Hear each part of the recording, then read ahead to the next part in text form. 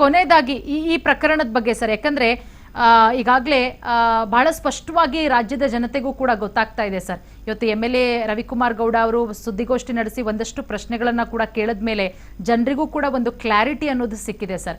ಕೊನೆಯದಾಗಿ ಈ ವಿಚಾರಕ್ಕೆ ಸಂಬಂಧಪಟ್ಟಂತೆ ಏನ್ ಹೇಳ್ತೀರಾ ಸರ್? ನಾನು ಹೇಳಿದ ಒಂದು ಕನ್ನಡ ಚಿತ್ರರಂಗದಲ್ಲಿ ಇವತ್ತು ತುಂಬಾ ಬೆಳೆಯಷ್ಟೇ ಒಂದು ಒಳ್ಳೆ ನಾಯಕ ನಟರುಗಳು ನಮ್ಮಲ್ಲಿ ಉಳ್ಕೊಂಡಿದ್ದಾರೆ. ಹೌದು ಹೌದು. ಆ ನಾಯಕ ನಟರುಗಳಲ್ಲಿ ಇವೆಲ್ಲ ಏನೇನೋ ಕಾರಣದಿಂದ ಅವರು ಪಾಪ ಆಚೆ ತೆಲುಗು, ತಮಿಳು, ಮಳೆ ಯಾರೋ ಬೇರೆ ಕನ್ನಡ ಎಲ್ಲಾ ಚಿತ್ರಗಳು ಮಾಡ್ಕೊಳ್ಳುವಂತ ಪರಿಸ್ಥಿತಿ ಬಂದಿದೆ ಅವ್ರಿಗೆ.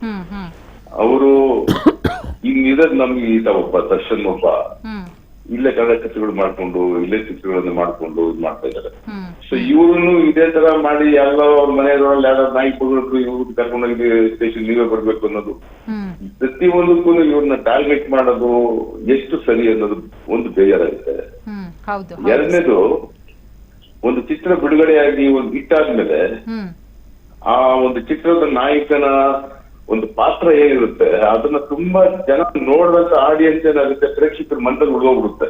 ಖಂಡಿತ ಸರ್, ಹೌದು. ಅದಾದ್ಮೇಲೆ ಈ ತರ ಒಂದು ವಾರ 10 ದಿನದಲ್ಲಿ ಈ ತರದೊಂದು ಈ ವ್ಯಕ್ತಿ ಇತ್ತವನ ತುಂಬಾ ಒಂದು ಕೆಟ್ಟದಾಗಿ ಈ ಮಾಧ್ಯಮಗಳಲ್ಲಿ ಬಿಂಬಿಸೋದು, ಇಲ್ಲಾಂದ್ರೆ ಪೊಲೀಸಲ್ಲಿ ಈ ತರ ಬಿಂಬಿಸೋದು ಇದಾದಾಗ ಏನಾಗುತ್ತೆ, ಆ ವ್ಯಕ್ತಿಯ ಒಂದು ಇಮೇಜ್ ಖಂಡಿತವಾಗೂ ಡ್ಯಾಮೇಜ್ ಆಗೋದು ಸತ್ಯ. ಅದು ಹೌದು ಹೌದು. ಏನೇ ಚಿತ್ರದಲ್ಲಿ ಇಂತ ಒಂದು ಏನೋ ತುಂಬಾ ಸಬ್ಬಿನ ತರ ಮಾತಾಡ್ತಾನೆ, ಸಬ್ಬಿನ ತರ ಒಂದು ನಡ್ಕೋತಾನೆ, ಆಚೆ ನೋಡೋದು ಇಷ್ಟು ವರ್ಷ ಇರುತ್ತೆ ಅನ್ನೋದನ್ನ ಎಷ್ಟೇ ಅದನ್ನ ಮನಸ್ಸು ಎಷ್ಟೋ ಜನರು ಪರ್ಸೆಂಟೇಜ್ ಆಫ್ ದಿಸ್ ಆಡಿಯನ್ಸ್ ಮನಸ್ಸಲ್ಲಿ ಅದು ಪರಿಣಾಮ ಬೀರುತ್ತೆ. ನಾನು ಹೇಳೋದು ಅದನ್ನ ಮಾಡಕ್ ಹೋಗ್ಬೇಡಿ ದಯವಿಟ್ಟು. ನಮ್ಗೆ ಯಾಕೆಂದ್ರೆ ಒಬ್ಬ ದರ್ಶನ್ ಅನ್ನೋ ವ್ಯಕ್ತಿ ಅಲ್ಲ ಆತ, ಚಿತ್ರರಂಗಕ್ಕೆ ಒಂದು ಆಸ್ತಿ ಆತ. ಹೌದು ಹೌದು. ಈ ಆಸ್ತಿ ಅಂತ ನಾನು ಏನಕ್ಕೆ ಹೇಳ್ತೀನಿ ಅಂದ್ರೆ, ಇದನ್ನ ನಂಬ್ಕೊಂಡು ನಮ್ಮಂತ ನಿರ್ಮಾಪಕರು ನಂಬ್ಕೊಂಡು ಚಿತ್ರರಂಗದಲ್ಲಿ ಲಕ್ಷಾಂತರ ಜನ ಊಟ ಮಾಡ್ತಾ ಇದಾರೆ. ಆ ಅನ್ನನ ಕಿತ್ಕೋಬೇಡಿ ಅಂತ ನಾನು ಹೇಳ್ತೀನಿ.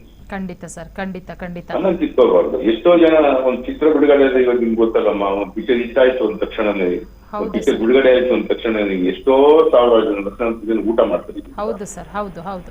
ಅದ್ರ ಹೊಟ್ಟೆ ಮೇಲೆ ಹೊಡೆಯಕ್ ಹೋಗ್ಬೇಡಿ, ಚಿತ್ರರಂಗನ ತುಂಬಾ ಕೀಳಾಗಿ ನೋಡಕ್ ಹೋಗ್ಬೇಡಿ ದಯವಿಟ್ಟು. ಹೌದು ಹೌದು. ಇಂಥ ವ್ಯಕ್ತಿಗಳು, ಇಂಥ ಒಬ್ಬ ಕಲಾವಿದರನ್ನ ನೀವು ಅಗೌರವವಾಗಿ ನೋಡಕ್ ಹೋಗ್ಬೇಡಿ. ಹೌದು ಸರ್, ಹೌದು ಹೌದು. ಯಾಕೆ ಈ ತರ ಮಾಡ್ತೀರಾ?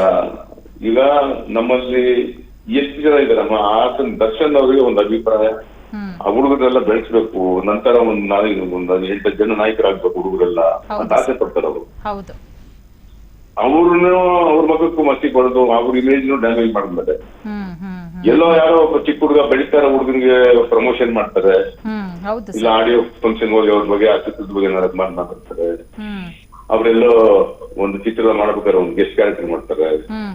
ಸೊ ಇಂಥದೆಲ್ಲ ಮಾಡಿ ಒಂದ್ 10 ಜನ ಹುಡುಗರನ್ನ ಬೆಳೆಸ್ಬೇಕು ಕನ್ನಡ ಇಂಡಸ್ಟ್ರಿಯಲ್ಲಿ ಅನ್ನೋ ಒಂದು ಮನೋಭಾವ ಇರುವಂತ ವ್ಯಕ್ತಿಗೆ ನೀವ್ ಈ ತರ ಒಂದು ಜನಗಳ ಮನಸ್ಸನ್ನ ನೀವು ಆ ವ್ಯಕ್ತಿ ಆತರ ಅಲ್ಲ, ಅವನ ಸ್ವಭಾವನೆ ಬೇರೆ ಅನ್ನೋ ಒಂದು ಕೆಟ್ಟಾಗಿ ಬಿಂಬಿಸ್ಬೇಡಿ ಅಂತ ಕೈ ಮುಗಿಸ್ಬೇಕು ಅವ್ರನ್ನೆಲ್ಲ. ಖಂಡಿತ ಖಂಡಿತ ಸರ್. ನೋಡಿ ಸರ್, ಆ ರೀತಿ ಬಿಂಬಿಸೋದಕ್ಕೆ ಹೋಗಿ ಪೊಲೀಸರೇ ಸಿಕ್ಕಾಕೊಂಡಂಗೆ ಕಾಣಿಸ್ತಾ ಇದೆ ಈ ಪ್ರಕರಣದಲ್ಲಿ. ನೋಡೋಣ ಸರ್, ಈಗಾಗಲೇ ಕಮಿಷನರ್ ಅವರು ಕೂಡ ಈಗಾಗಲೇ ವರದಿ ಕೂಡ ಕೇಳಿದ್ದಾರೆ. ನೋಡೋಣ ಏನ್ ವರದಿ ಕೊಡ್ತಾರೆ, ಏನಾಗುತ್ತೆ ಅಂತ ಹೇಳಿ. ನೀವು ಮಾಧ್ಯಮದವರು ನೀವು ಕೇಳಿ ನೋಡಿ, ಈ ತರ ಕೇಸ್ ಯಾವಾಗಾದ್ರೂ ಹಾಕಿದ್ದಾರೆ ಯಾವ್ದಾದ್ರು? ಹೌದು ಸರ್, ಅದನ್ನೇ ಸಂಗ್ರಾಮ್ ಸಿಂಗ್ ಸರ್ ನಮ್ ಜೊತೆಗಿದ್ದಾರೆ, ರಾಕ್ಲೈನ್ ಸರ್. ಸಂಗ್ರಾಮ್ ಅವರು ಸರ್ ಅದನ್ನೇ ಕೇಳ್ತಾ ಇದ್ರು ಸರ್. ಸರ್ ಮಾತಾಡ್ತಿದ್ದಾರೆ ರಾಕ್ಲೈನ್ ವೆಂಕಟೇಶ್ ಸರ್. ಇಡೀ ಕರ್ನಾಟಕದಲ್ಲಿ ಆಗ್ಲಿ ತಮಿಳುನಾಡಲ್ಲಿ ಬಹಳ ಫೇಮಸ್ ಆಗಿದ್ದಾರೆ ಸರ್. ಇವತ್ತಿನ ಈ ಕೇಸಲ್ಲಿ ಪೊಲೀಸ್ ಅವ್ರದ್ದು ನೆಗ್ಲಿಜೆನ್ಸ್ ಇದೆ. Yes, I agree for that. But what about the excise department? ಏನೋ ಅವ್ರು ಕತ್ತೆಗಾಯ್ತಾ ಇದ್ದಾರಾ? ಅವ್ರ ಮೇಲೆ ಕೇಸ್ ಇಷ್ಟ ಆಗಲ್ವಾ? ಈಗ ನಮ್ಮ MLA ಸಾಹೇಬ್ರೇನೋ ಹೇಳ್ಬಿಟ್ರು, ರವಿಕುಮಾರ್ ಸಾಹೇಬ್ರು, ಇಲ್ಲ police ACP inspector DCP constable ಅದು ಇದು ಮತ್ತೆ ಎಲ್ಲರಿಗೂ ಸಸ್ಪೆಂಡ್ ಮಾಡಿ ಅಂತ ಹೇಳಿದ್ರು. ಆಯ್ತು, exercise department where it goes? ಅವ್ರನ್ನೇ ಸರ್ ಮೇನ್ ಮಾಡ್ಬೇಕಾಯ್ತು, ಎಕ್ಸೈಸ್ ಡಿಪಾರ್ಟ್ಮೆಂಟ್ ಮಾಡ್ಬೇಕಾಗಿತ್ತು. ಮಿಸ್ಟರ್ ರಾಕ್ಲೈನ್ ವೆಂಕಟೇಶ್ ಸಾಹೇಬ್ರೆ, ಪ್ರಖ್ಯಾತರಾಗಿದ್ದೀರಾ. ರಾಕ್ಲೈನ್ ವೆಂಕಟೇಶ್ ಯಾರು ಗೊತ್ತಿಲ್ಲ, ಹೌದಾ? ಈ ಒಂದು ಕೇಸಲ್ಲಿ ಪೊಲೀಸ್ನವರು ಅಂತ ಹೇಳಿದ್ದೆ ಒಂದು ತಾಳಿ ಕಟ್ಬಿಟ್ಟಿದ್ದಾರೆ. ಈಗ ಎಲ್ಲರೂ ಹೌದಪ್ಪ ಪೊಲೀಸ್ ಎಷ್ಟು ಅಂತ ಹೇಳಿದೆ. ಆದ್ರೆ ಎಕ್ಸೈಸ್ ಡಿಪಾರ್ಟ್ಮೆಂಟ್ ಪೊಲೀಸ್ ಅವ್ರು ಮಾಡಿದ್ದಾರೆ, ಸ್ವಲ್ಪ ನೆಗ್ಲಿಜೆನ್ಸ್ ಆಗಿದೆ. FIR ಮಾಡಿದ್ದಾರೆ. ಲೆಟ್ ದ ಇನ್ವೆಸ್ಟಿಗೇಷನ್ ಸೆಕ್ಷನ್ 156 ಹೋಗ್ಲಿ.